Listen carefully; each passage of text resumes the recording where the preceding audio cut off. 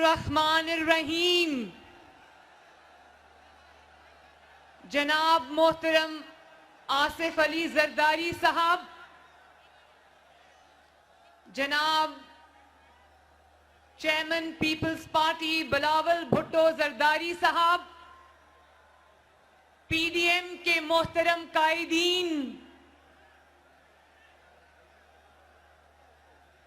मोजा भाईरो, मोजो भेनरो, पीपल्स पार्टी के जियालो, मोहतरमा शहीद और भुट्टो शहीद के मानने वालों, सिंध धरती के बेटों, आपको सिंध की बेटी, सिंध की बहन मरियम नवाज शरीफ की तरफ से अस्सलाम अलैकुम। अजमा सिंध जे अमन जे सरजमीन ते आई आया।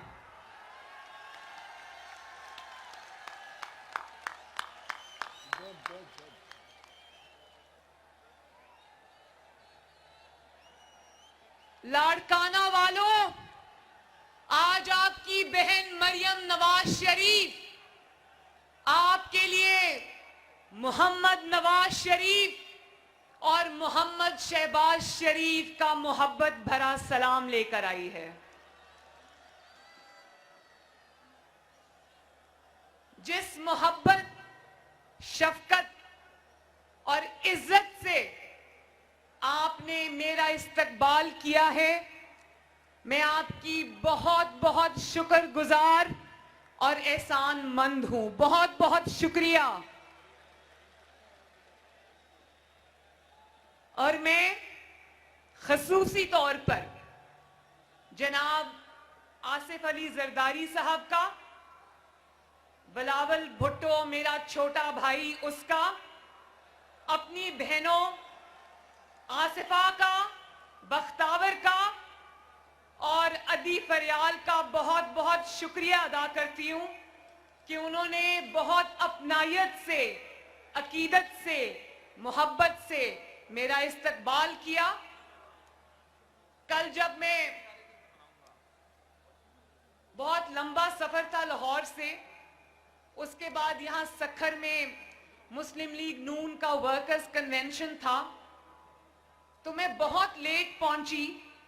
लेकिन जब मैं रात के 1:30 बजे नोडेरो हाउस पहुंची तो मैंने देखा कि रात के 1:30 बजे सर्दी में मेरा भाई बिलावल भुट्टो जरदारी, आसिफा भुट्टो और अदी फरियाल मुझे लेने के लिए दरवाजे के बाहर खड़े थे। बिलावल, आपका बहुत बहुत शुक्रिया। और अगर जरदारी साहब मुझे सुन रहे हैं तो जरदारी साहब का भी बहुत बहुत शुक्रिया।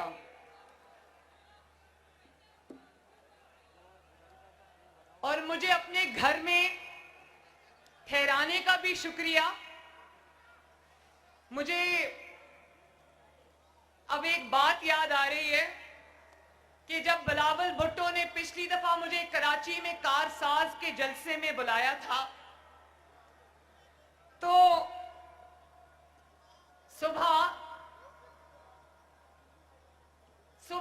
मेरा दरवाजा तोड़कर मेरे कमरे पर हमला कर बिलावल भुट्टो जरदारी के मेहमानों को उठाकर ले गए। तो मेरा ख्याल है इस दफा बिलावल भुट्टो जरदारी साहब ने ये सोचा होगा कि मैं मरियम को अपने घर पे रखता हूं ताकि मैं आज मरियम के दरवाजे पे कोई हमला ना कर सके।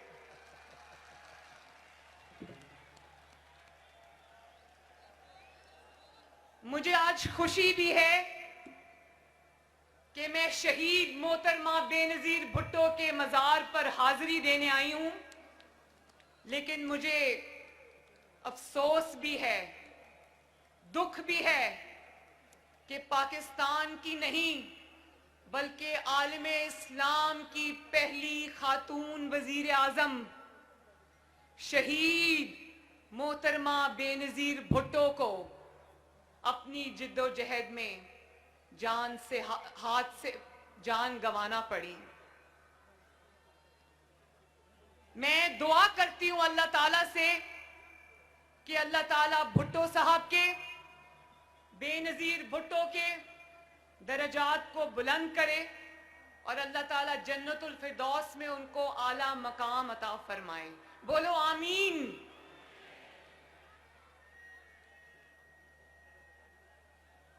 मैंने सुना था कि सिंधियों के दिल भी बड़े होते हैं और सिंधियों के दस्तरखान भी बड़े होते हैं।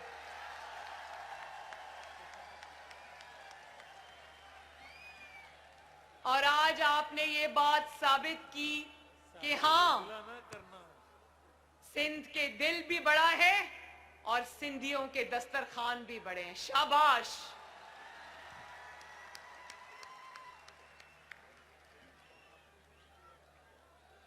लाड़काना वालों,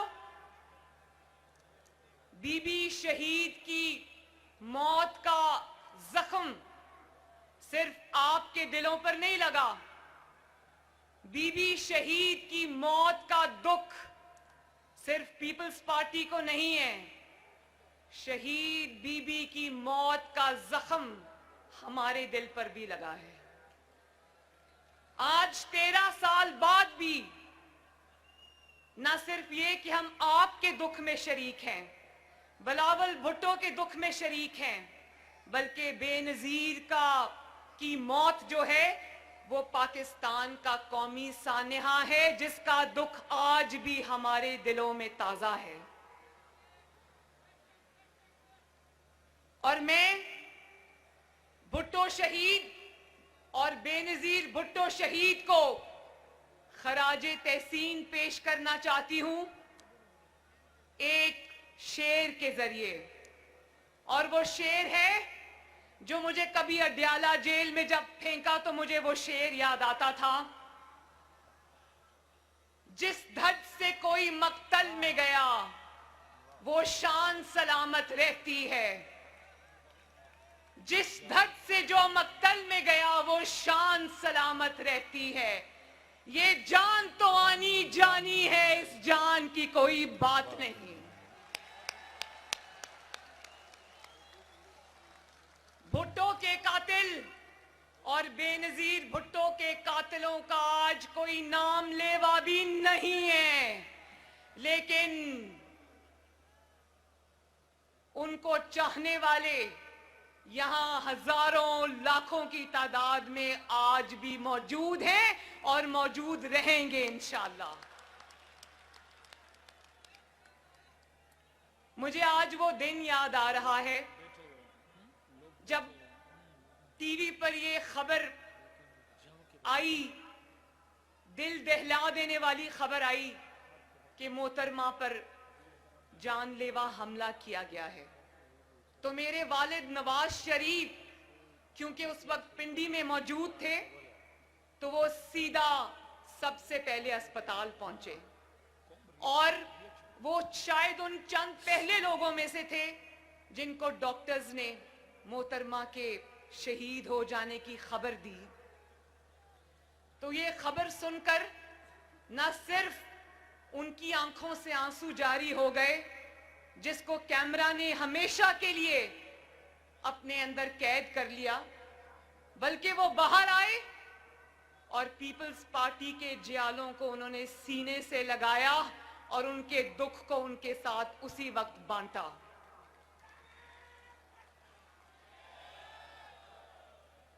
और मैं उस दिन घर से बाहर थी कहीं लाहौर में, तो मेरी वालदा का मुझे फोन आया और उन्होंने कहा कि मरियम तुम कहाँ हो? मैंने कहा कि मैं बाहर हूं। तो उन्होंने कहा घर वापस आ जाओ, बहुत बड़ा हादसा हो गया है, बेनजीर भुट्टो की शहादत हो गई है।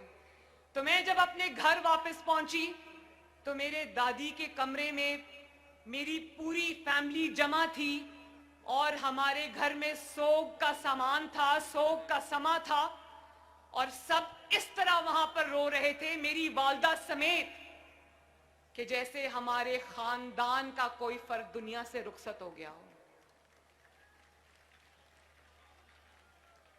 आज भी 13 साल हो गए। मैं जानती हूं मेरे पीपल्स पार्टी के भाइयों बहनों, मैं जानती हूं कि मां को खो देने का दुख क्या होता है। मैंने भी अपनी मां खोई है। मेरी मां भी उस वक्त अल्लाह ताला को प्यारी हो गई जब मैं जेल की काल कोठरी में थी। लेकिन और मां का दुख, यकीन जानो, मां का दुख आज भी मेरे दिल में उसी तरह ताजा है जिस तरह 2.5 साल पहले था। लेकिन जब मैं बिलावल भुट्टो को देखती हूं तो मुझे और भी ज्यादा तकलीफ होती है, क्योंकि मैंने तो फिर अपनी जिंदगी के कुछ साल अपनी वालदा के साथ बिता लिए थे। इसने तो बहुत बचपन में अपनी वालदा को खो दिया।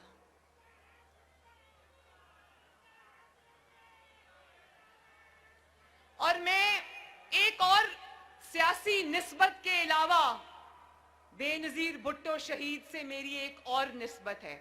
आज मैं जियालों से अपने दिल की बातें कर रही हूं। ये बातें मैंने कभी किसी से नहीं की, लेकिन मैं पीपल्स पार्टी के जियालों से आज ये बातें करूंगी इंशाल्लाह। और वो ये है कि बेनजीर भुट्टो से मेरी सियासी निस्बत तो है, वो पाकिस्तान की पहली खातून वजीर आजम थी। हर खातून का, हर औरत का, हर बेटी का फख्र थी। लेकिन मेरी उनसे निस्बत बाप बेटी की लाजवाल मोहब्बत की भी है। वो बेटी बेनजीर भुट्टो शहीद अपने बाप का मुकदमा लड़ते लड़ते उसके कदमों में जाकर सो गई। और इसी तरह मेरा भी दिल करता है कि मैं अपने बाप के नजरिए के लिए, जो पाकिस्तान को मुत्तहिद रखने का नजरिया है, जो पाकिस्तान के अवाम के वोट को इज्जत देने का नजरिया है, अगर मुझे अपने बाप से इतनी मोहब्बत है, उसके नजरिए से इतनी मोहब्बत है, अपने मुल्क से इतनी मोहब्बत है कि उसके लिए मुझे अपनी जान का नजराना भी देना पड़ा, तो मेरी नजर में वो एक बहुत हकीर नजराना होगा।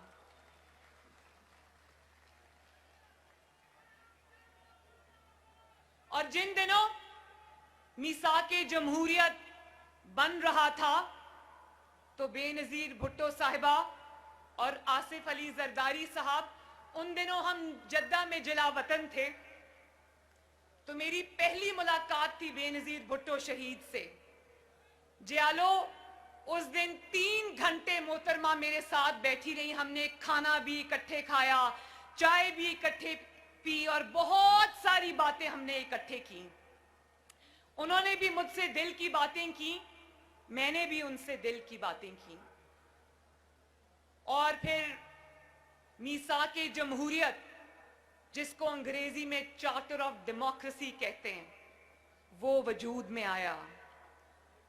यही थी वो सियासी इक़दार कि आज सियासी हरीफ होने के बावजूद, सियासी और इंतखाबी मैदान में एक दूसरे के मुखालिफ होने के बावजूद, आज पीडीएम की क़यादत एक स्टेज पर एक फैमिली के अरकान की तरह इकट्ठी है।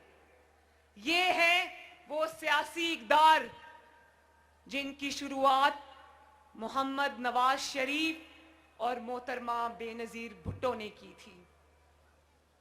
ये सिर्फ एक मिसाक नहीं था, ये सिर्फ कागज के चंद टुकड़े नहीं थे जियालो, ये पाकिस्तान की सियासी तारीख और पाकिस्तान की सियासी रास्ते का रुख मोड़ने वाला फैसला था, जिसको इंशाअल्लाह ताला मैं, बिलावल और पाकिस्तान की तमाम सियासी क़यादत इंशाअल्लाह ताला न सिर्फ लेकर चलेंगे बल्कि आगे भी बढ़ाएंगे।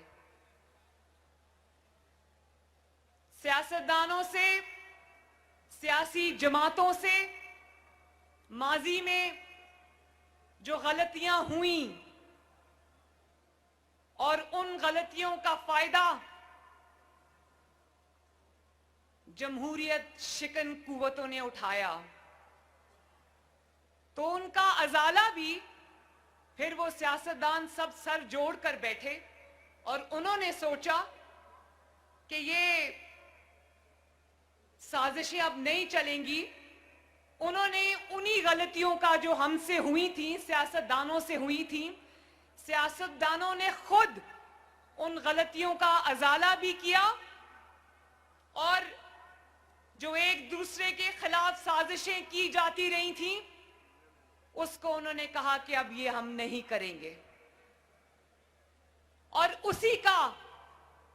उसी का समर आज पाकिस्तान को मिला। पहली बार ये हुआ कि जमहूरी हुकूमतें, आपके वोट से आने वाली हुकूमतें अपनी मुद्दतें पूरी करने लगी। मुझे अच्छी तरह याद है कि जब 2008 में पीपल्स पार्टी की हुकूमत बनी तो बहुत सारे लोगों को यह था कि वो हुकूमत गिराई जाए। तो मोहम्मद नवाज शरीफ ने कहा नहीं, अपनी पार्टी में भी उस राय को कुचला और कहा कि नहीं, ये हुकूमत अपने 5 साल पूरे करेगी और अवाम और हुकूमतों में लाना और ले जाना सियासी जमातों का नहीं, अवाम का काम है।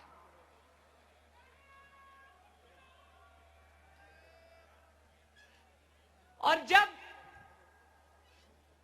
सियासी जमातें अपनी हुकूमतें पूरी करने लगी, जब जमहूरियत पनपने लगी, तो कुछ कुव्वतों को, जिनको डिवाइड एंड रूल सूट करता था, उनको तकलीफ होने लगी। तो फिर हमने देखा कि सियासी कूड़ा इकट्ठा करके जनरल पाशा ने एक जमात बनाई जिसका नाम है पाकिस्तान तहरीक-ए-इंसाफ।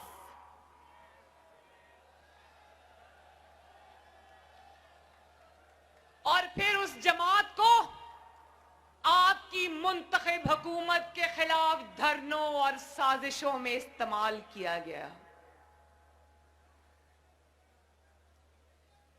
और फिर उसके बाद उसी सियासी जमात में से एक इंसान जो 22 साल दर बदर की ठोकरें खाता रहा, लेकिन अवाम ने उसको घास नहीं डाली, फिर उसी को उठाकर, उस नालायक और उस नाअहल को उठाकर वोट चोरी करके हमारे 22 करोड़ अवाम के सरों पे मुसल्लत कर दिया गया।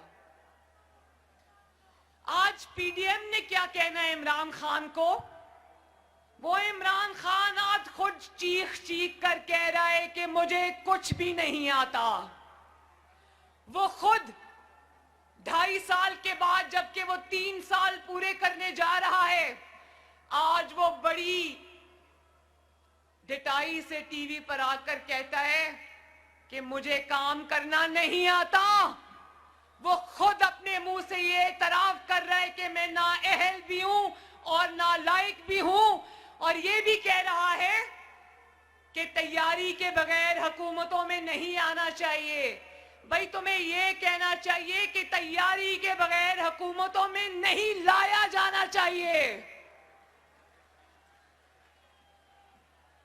और जब उसकी नालायकी और नाअहली की वजह से जो महंगाई हो रही है और उस महंगाई की वजह से लोग खुदकुशियां कर रहे हैं, तो वो कमाल डिटाई से खड़ा होके कहता है खुदकुशियां हो रही हैं तो मैं क्या कर सकता हूं, मेरे पास कोई जादू का बटन नहीं है।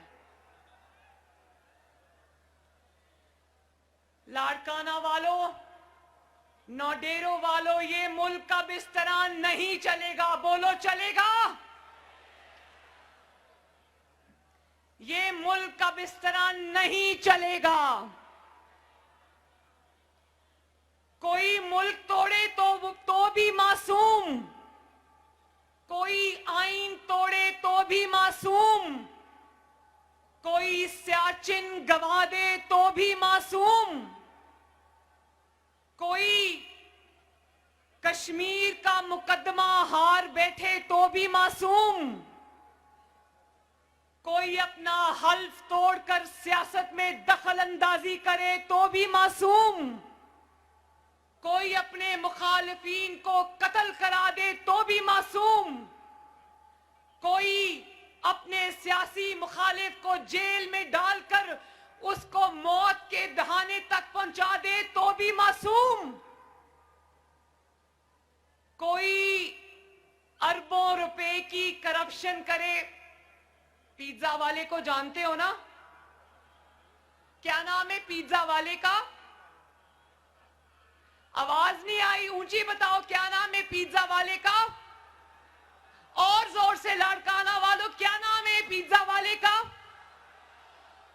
कोई सरकारी मुलाजिम होकर भी अरबों खरबों रुपए के असासे बना ले तो भी मासूम, लेकिन फांसियां हो तो सियासतदानों को हो, गोलियां उतरे तो सियासतदानों के सीनों और सरों पर उतरे, 100-100, 200-200 पेशियां भुगते तो सियासतदान भुगते, जेल की काल कोठरियों में मौत के दहाने तक पहुंचा दिए जाएं तो सियासतदान पहुंचा दिए जाएं, बहू बेटियों को घसीटा जाए अदालतों में, जेलों में, तो सियासतदानों की बहू और बेटियों को घसीटा जाए, मीडिया पर सर्कस लगे तो सियासतदानों के खिलाफ लगे,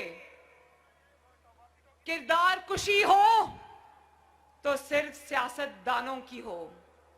लेकिन याद रखो कि नजरिए को फांसी नहीं लग सकती,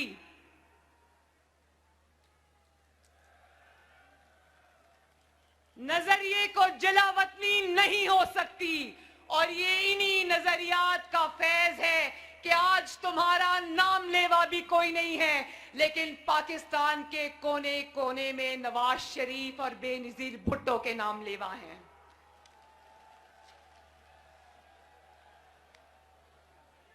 और आईन के कातिल और बेनजीर भुट्टो शहीद का कातिल मुशर्रफ, उसको पाकिस्तान में लाने की बात तक नहीं होती। नवाज शरीफ को तो तुमने इश्तिहारी करार दे दिया, लेकिन तुम्हारी ना इतनी जुर्रत है, ना तुम में इतनी गैरत है कि तुम बेनजीर भुट्टो के कातिल मुशर्रफ को पाकिस्तान लाना तो दूर की बात है, तुम तो वो बात भी नहीं कर सकते, इतने डरपोक आदमी हो। जिस अदालत ने मुशर्रफ को आईन रोंदने की जो उसने गुनाह किया था, उस पर उसने मुशर्रफ को जब फांसी की सजा सुनाई तो लाड़काना वालों, उस अदालत को जिसने कमाल बहादुरी दिखाते हुए बेनजीर भुट्टो के कातिल और आईन पाकिस्तान के कातिल मुशर्रफ को फांसी की सजा सुनाई थी, उस सजा सुनाने वाली अदालत को ही फांसी चढ़ा दिया गया। बोलो, मानते हो इस नाइंसाफी को? मगर याद रखो कि मुशर्रफ आज मुल्क में वापस नहीं आ सकता। मुशर्रफ के लिए पाकिस्तान की सरजमीन के दरवाजे बंद हैं और बंद रहेंगे इंशाअल्लाह ताला। लेकिन आईन रोंदने के जुर्म में मुशर्रफ को फांसी देने वाला वो बहादुर जज जस्टिस वकार सेठ, जो अब अल्लाह ताला के पास जा चुके हैं, उसके आईन को सर बुलंद रखने के जुर्रतमंदाना फैसले को पाकिस्तान की अवाम न सिर्फ याद रखेगी बल्कि जिंदा रखेगी इंशाअल्लाह। पीडीएम की क़यादत यहां पर मौजूद है, सब बड़े बड़े लीडरान यहां पर मौजूद हैं। पीडीएम वो तहरीक है जिसने तमाम सूबों को आईन के साए के नीचे जमा किया है। सब, चाहे वो बलोचिस्तान है या वो सिंध है या वो पंजाब है या वो खैबर पख्तूनख्वा है, सब माशाअल्लाह आईन के झंडे के नीचे जमा हैं। और एक शख्स, सिर्फ एक शख्स, एक हारा हुआ शख्स, एक शिकस्त खोरदा शख्स, एक नाकाम शख्स, अवाम का मुजरिम शख्स पीडीएम से एनआरओ की भीख मांगता हुआ नजर आ रहा है। बोलो लाड़काना वालों, इमरान खान को एनआरओ दोगे? क्या इमरान खान को एनआरओ देना चाहिए? एक शख्स अकेला खड़ा हुआ नजर आ रहा है, अकेला, नाकाम है, हारा हुआ है, इसलिए अब किसी को कभी कोई मैसेज भेजता है, कभी कोई अपना मैसेंजर भेजता है। शहबाज शरीफ साहब से मिलने के लिए खानदान वालों को हफ्ता हफ्ता इजाजत लेनी पड़ती है, लेकिन इनका मैसेंजर जो एनआरओ की भीख मांगने ये आते हैं तो इनके लिए जेलों के दरवाजे खोल दिए जाते हैं, इजाजत की भी जरूरत नहीं पड़ती। पहले कहता था एनआरओ नहीं दूंगा, उससे कोई भी बात करो तो कहता था एनआरओ नहीं दूंगा, और अब कहता है कि अगर किसी ने एनआरओ दिया तो मुल्क से गद्दारी करेगा। मैं ये कहना चाहती हूं कि तुम्हें अपनी औकात समझ आ गई है। तुम जानते हो कि तुम्हारी औकात और हैसियत अब एक एनआरओ देने वाले की भी नहीं रही। तुम जानते हो कि किसको कहना है कि एनआरओ नहीं देना। सुनाता कहता वो आवाम को है, सुनाता किसी और को है, जानते हो ना?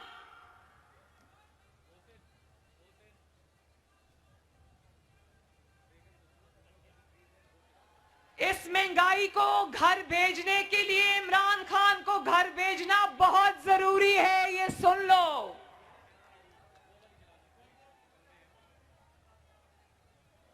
जब तक ये नालायक हुकूमत घर नहीं जाएगी, यकीन मानो लाड़काना वालों, आपके घरों के चूल्हे नहीं जल सकते। इसलिए पीडीएम का साथ दो और इस नालायक और नाअहल इमरान खान को घर भेजो।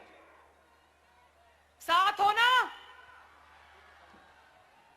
और फिर कहते हो कि ऑपोजिशन फौज को बदनाम कर रही है। ऑपोजिशन जब महंगाई की बात करती है तो कहते हो ऑपोजिशन फौज को बदनाम कर रही है। ये पहला सियासतदान है जिसका नाम इमरान खान है, जिसने इंडिया जाकर वो सारी वीडियोस मौजूद हैं, इसने इंडिया जाकर पाकिस्तान की फौज और आईएसआई के खिलाफ बात की थी। ये वो पहला सियासतदान है और पहला जाली वजीर आजम है जिसने वजीर आजम बनकर जब ये अमेरिका गया तो अपनी फौज और आईएसआई पर हमले किए। पाकिस्तान की याददाश्त कमजोर नहीं है।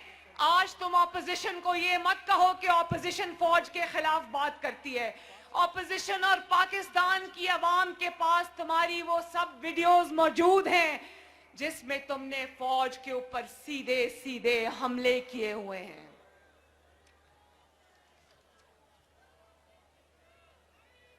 और एक पेज की रट लगाकर जितना तुमने फौज को बदनाम किया, शायद ही पाकिस्तान की तारीख में किसी ने किया हो। और जब रोटी, अभी किसी ने महंगाई की बात की थी ना, जब रोटी 30 रुपए की हो जाती है तो ये अपनी नालायकी छुपाने के लिए कहता है फौज मेरे पीछे खड़ी है। जब आटा 90 रुपए किलो हो जाता है तो ये अपनी नालायकी छुपाने के लिए कहता है फौज मेरे पीछे खड़ी है।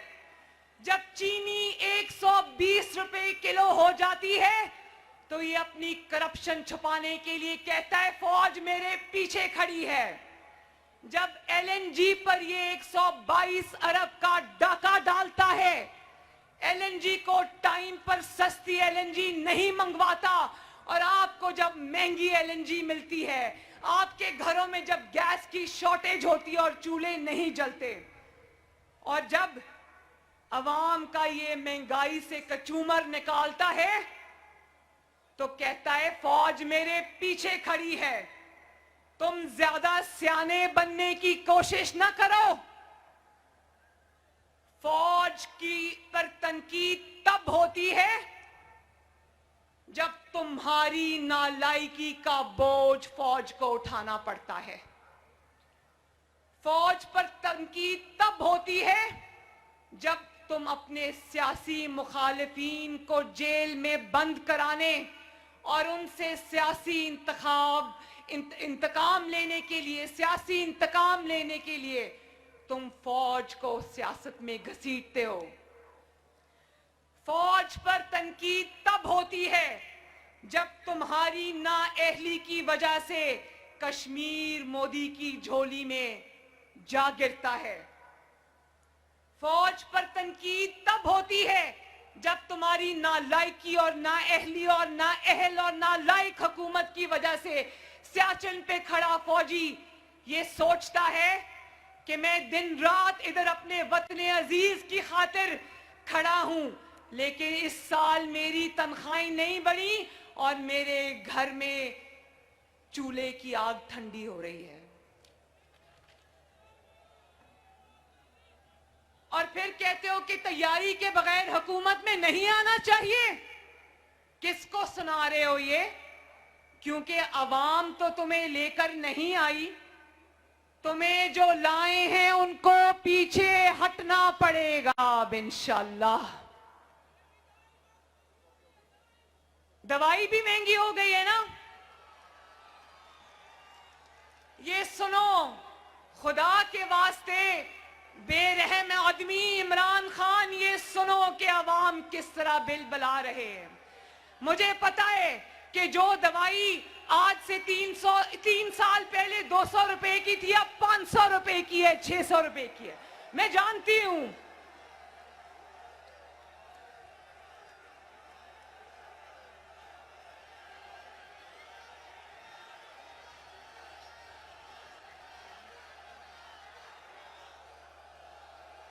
मैं जानती हूं लाड़काना वालों, मैं जानती हूं कि गरीब के लिए अब दवाई खरीदना भी मुश्किल है। मैं जानती हूं, मेरा दिल आपके साथ धड़कता है और यकीन जानो कि इंशाअल्लाह ताला ये जब अवाम इसको घर भेजेगी और आपकी मुंतखब हुकूमत आएगी तो इंशाअल्लाह आपकी खिदमत के लिए दिन रात हम सब मिलके आपकी खिदमत के लिए दिन रात एक करेंगे इंशाअल्लाह ताला।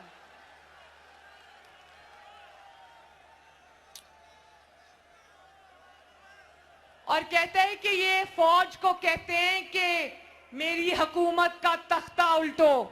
नहीं, हम फौज को नहीं कहते कि इसकी हुकूमत का तख्ता उल्टो।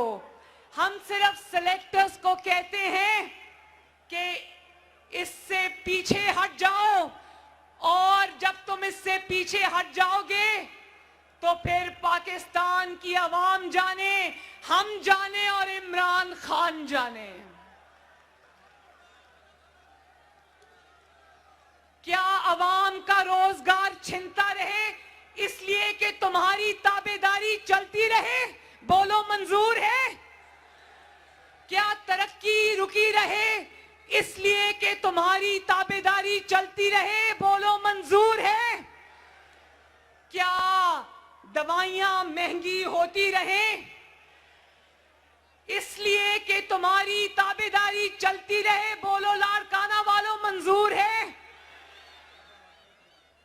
क्या गरीब का चूल्हा बंद रहे इसलिए कि तुम्हारी ताबेदारी चलती रहे? बोलो लाड़काना वालों, नहीं नहीं नहीं।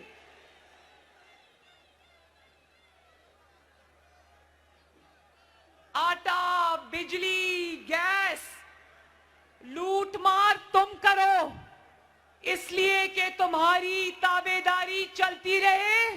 बोलो लाड़काना वालों, क्या ये बात सही है या नहीं सही? तुम्हारी हालत काबिले रहम है। देखो, एक मजे की बात बताती हूं, तुम्हारी हालत काबिले रहम है। मर्दान के रैली के अंदर बिलावल भुट्टो नहीं आ सका, तो उस दिन इसकी जो ज़हनी हालत है इमरान खान की, इतना कमजोर है ये आदमी कि ये दूरबीन लगाकर पीडीएम के जलसे देखता है और स्टेज पे दूरबीन लगा के देखता है कि कौन सा लीडर बैठा है, कौन सा नहीं बैठा। और अगर मर्दान के जलसे में बिलावल भुट्टो जरदारी नहीं आ सकता तो ये रात को खुशी से उछलता है कि हा बिलावल भुट्टो जरदारी नहीं आया, पीडीएम में लड़ाई हो गई है। और आज ये कहेगा कि मौलाना फजलुर रहमान नहीं आ सके, पीडीएम में लड़ाई हो गई है। कल को ये देखेगा कि किसी रैली में मरियम नवाज नहीं आ सकी तो तालियां बजाएगा कि पीडीएम में लड़ाई हो गई। और फिर कहता है कि इन बच्चों की अहलियत क्या है। मैं बताऊं इन बच्चों की अहलियत, तुम्हारे से उम्र में आधे हैं, बच्चे तो नहीं हैं, लेकिन इन बच्चों ने तुम्हें तिगनी का नाच नचा दिया है। इन बच्चों ने तुम्हारी रातों की नींदें हराम कर दी हैं। और एक और बात, इसलिए कि ये बच्चे आज तारीख की सही सिमत में खड़े हैं और तुम अकेले इसलिए हो। और फिर जब ये बच्चे तुम्हें ललकारते हैं तो अपने बड़ों के पीछे छाके छुप जाते हो और कहते हो कि ओहो मुझे इन बच्चों से बचाओ, ये बच्चे मुझे लेके बैठ जाएंगे। बड़ों से जाकर इन बच्चों की शिकायतें लगाता है। हम सब जानते हैं, इतने सियाने ना बनो, पाकिस्तान की आवाम तुमसे ज्यादा सियानी है। इन बच्चों की सबसे बड़ी क्वालिफिकेशन ये है कि इन बच्चों के साथ अल्हम्दुलिल्लाह पाकिस्तान की अवाम खड़ी है।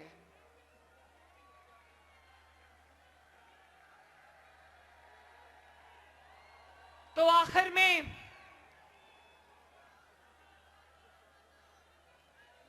इंशाअल्लाह पीडीएम के अंदर फूट डलवाने का तुम्हारा ख्वाब कभी पूरा नहीं होगा। ये ख्वाब तुम दिल में लिए इंशाअल्लाह ताला हुकूमत से रुखसत हो जाओगे। कान खोल कर सुन लो, तुम्हारी जंग पीडीएम से नहीं है, तुम्हारी जंग इन 22 करोड़ अवाम से है जिनके ऊपर तुम बिजली और कहर बन के टूटे हो। और ये जंग इंशाअल्लाह ताला पाकिस्तान के अवाम जीत चुके हैं। ये जंग मैं आज ऐलान करती हूं कि ये जंग ताबेदार खान, ये जंग तुम हार चुके हो। आखिर में एक दफा फिर चलो एक बात लाड़काना वालों मुझे बता दो कि अगर बिलावल भुट्टो जरदारी साहब और पीडीएम आपको इस्लामाबाद आने की कॉल देगी तो आओगे? और जोर से आओगे? मेरी जो माएं, बहनें, बेटियां, सिंध धरती की बेटियां यहां पर खड़ी हैं, मैं उनको मोहब्बत भरा सलाम अर्ज करती हूं।